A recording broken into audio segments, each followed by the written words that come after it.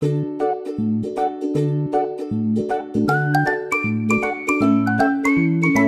semuanya, Assalamualaikum. Kembali lagi di video reaction saya kali ini guys. Oke, mudah-mudahan semuanya sehat selalu. Nah, kali ini saya mau tengok video pembahasan tentang ini ya. Siap getarkan Asia Tenggara lagi. Pembangunan berteknologi tinggi di Indonesia semakin boom. Makin bertambah lagi gitu kan pembangunan-pembangunan yang berteknologi tinggi ini. So, jangan lama-lama lagi. Mari sama-sama tengok video ini. Let's go. Kabar gembira bagi Anda pencinta balap, setelah Mandalika kini sirkuit F1 dan MotoGP bertaraf internasional akan dibangun di wilayah barat Indonesia, tepatnya di kawasan wisata Lagoy Bintan, Kepulauan Riau. Pemerintah pusat dan pemerintah provinsi Bali kini tengah mematangkan rencana pembangunan proyek LRT Bali.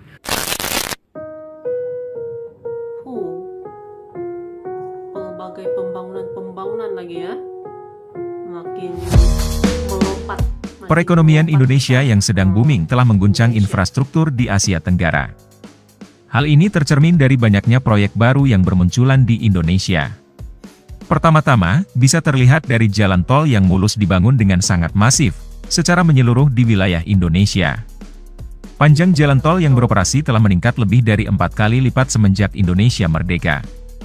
Tepatnya dari 802 km pada tahun 2014 menjadi 2.687 km pada tahun 2022.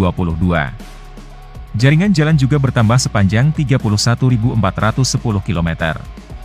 Yang awalnya 517.750 km menjadi 549.160 km.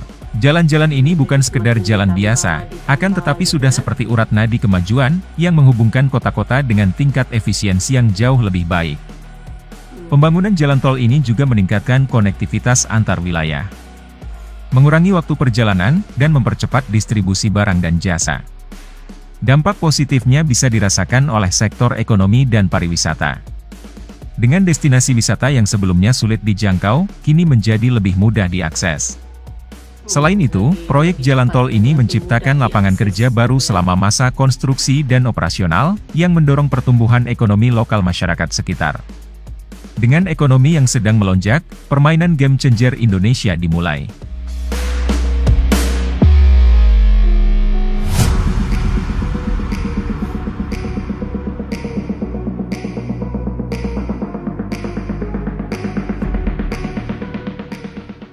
Mungkin semua orang sudah mengetahui bahwa Indonesia telah meluncurkan kereta cepat pertama di Asia Tenggara, yaitu kereta cepat Jakarta-Bandung yang bekerja sama dengan China. Namun tidak semua orang tahu bahwa Indonesia sedang mengembangkan kereta cepat buatan dalam negeri.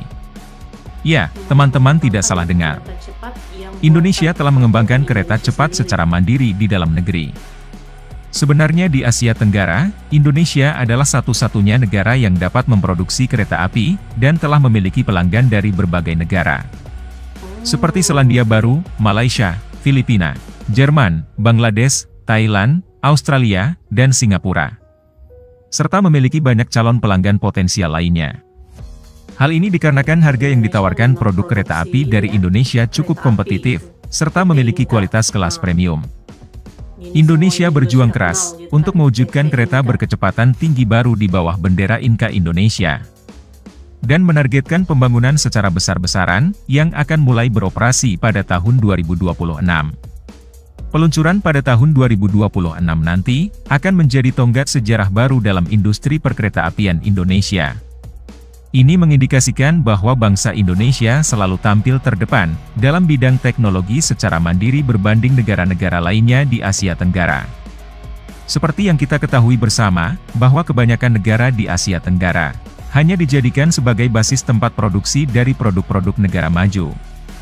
Proyek kereta cepat buatan Inka nantinya tidak hanya akan mempercepat perjalanan, tetapi juga diharapkan dapat mengurangi kemacetan di jalan raya, mengurangi emisi karbon, serta mendorong penggunaan transportasi umum.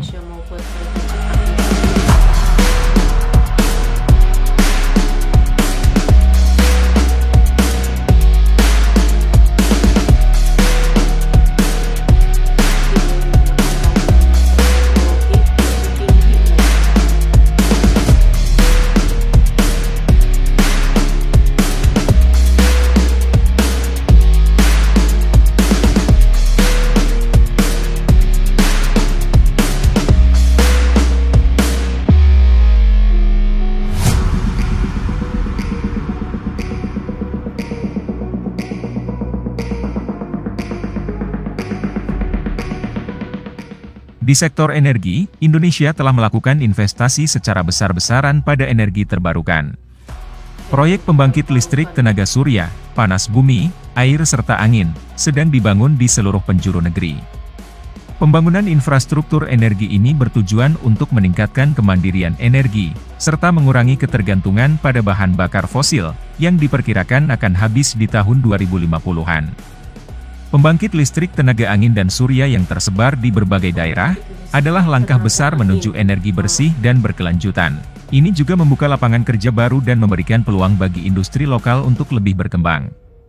Indonesia juga sedang mengembangkan pembangkit listrik tenaga nuklir pertamanya. Pembangkit listrik tenaga nuklir akan memberikan sumber energi yang stabil dan berkelanjutan. Sangat penting untuk mendukung pertumbuhan industri dan urbanisasi yang pesat di Indonesia.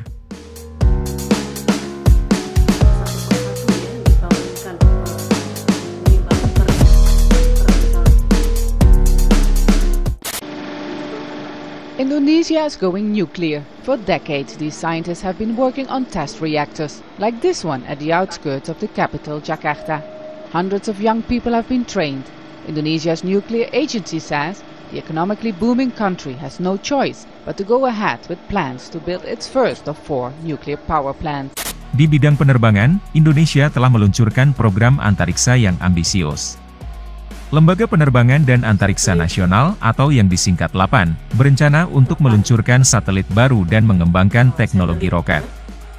Pada tahun 2019, LAPAN memilih Pulau Biak di Papua sebagai lokasi pembangunan pelabuhan antariksa pertama di Indonesia.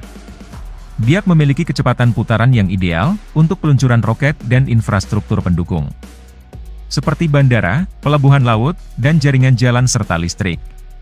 Pulau Biak tidak hanya akan menjadi pelabuhan antariksa, tetapi dalam beberapa tahun ke depan dapat menjadi pusat antariksa seperti Kennedy Space Center di Florida, Amerika Serikat. Menurut proyeksi LAPAN, industri roket dan satelit dapat dikembangkan di Biak yang terintegrasi dengan spaceport.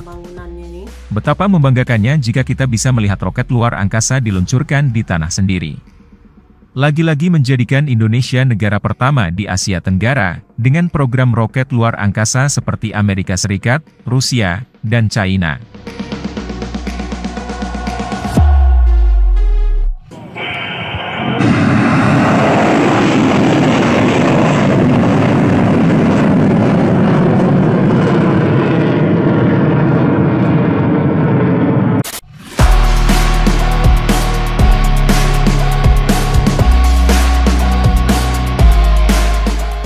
Masih ada banyak proyek infrastruktur Indonesia yang kiranya perlu kita bahas di lain kesempatan. Termasuk pembangunan jaringan kereta api baru, pengembangan bandara internasional, perluasan pelabuhan laut, dan modernisasi sistem transportasi umum di kota-kota besar.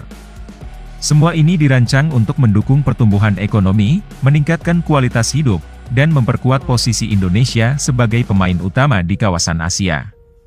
Selain itu, Indonesia juga sedang mengembangkan proyek kota pintar di beberapa wilayah, yang bertujuan untuk mengintegrasikan teknologi informasi dan komunikasi dalam pengelolaan tata kota.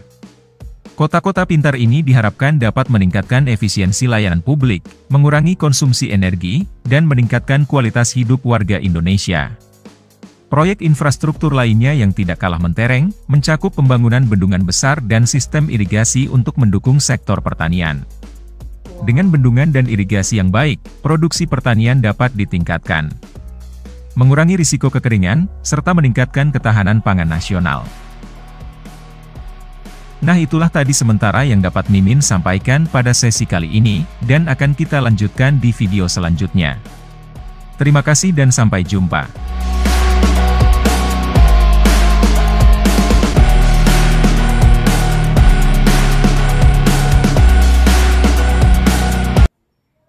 Oke guys, inilah dia videonya ini. Jadi inilah dia nih, banyak lagi pembangunan-pembangunan yang akan dilakukan oleh Indonesia gitu ya. Jadi memang bersiap sedia untuk ini lagi melompat lebih tinggi, melompat lebih besar lagi gitu ya. Inilah contoh terbaik gitu ya. Terus mengambil langkah gitu, terus terus meningkat maju dan melakukan pembangunan-pembangunan yang lebih berteknologi tinggi gitu. luar biasa sekali, terbaik ya Indonesia. So, terima kasih banyak sebab kamu sudah menonton video ini. Jangan lupa macam biasa untuk support channel saya dengan subscribe, like video ini, dan jangan lupa untuk komen juga, oke? Terima kasih banyak dan kita jumpa lagi di video seterusnya. Assalamualaikum.